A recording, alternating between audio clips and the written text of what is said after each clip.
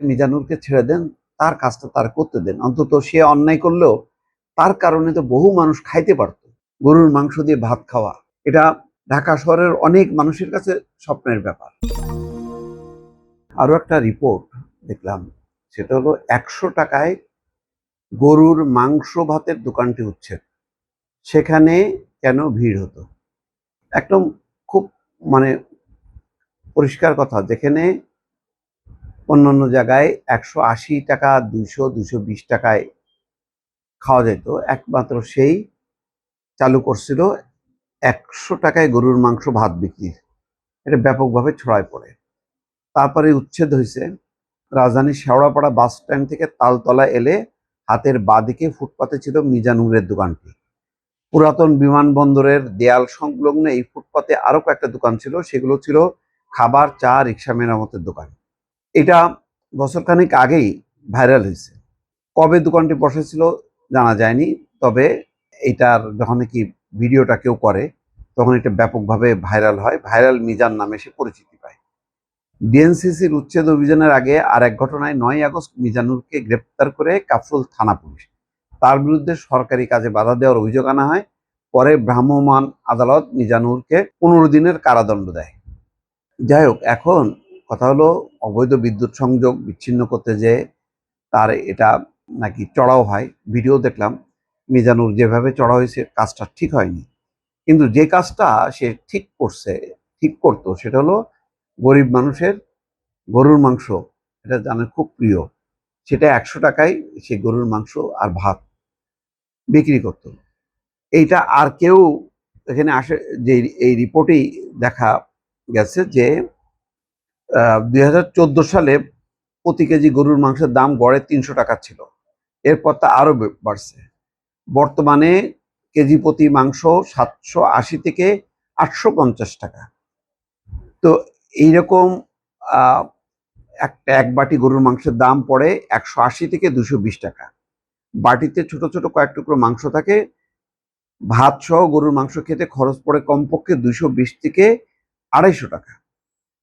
স্থানীয় কয়েক ব্যক্তির ভাষ্য, মূলত 100 টাকায় গরুর মাংস ভাত বিক্রির কারণে মিজানুরের দোকানটি নিম্ন স্বল্প আয়ের মানুষের কাছে জনপ্রিয়তা পেয়েছিল। দোকানটির খবর সামাজিক যোগাযোগ মাধ্যমে ছড়িয়ে পড়েছিল, এই কারণে ভিড় হতো।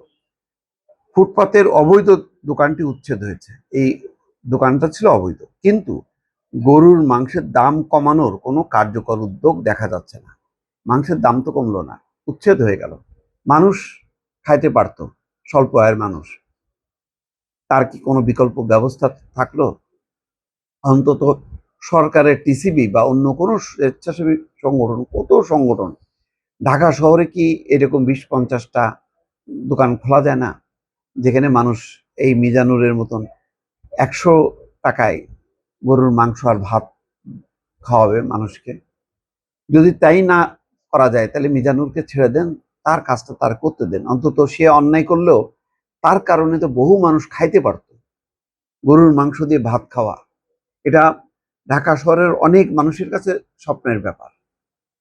যে এই স্বপ্নটা পূরণ করত, তার দোকান ভেঙে দিয়ে কি লাভ হলো? সে ক্ষতিগ্রস্ত হলো, কিন্তু মানুষ মানুষজন কি উপকৃত হলো না। বিকল্প কি কোনো ব্যবস্থা থাকলো? তাও হলো না।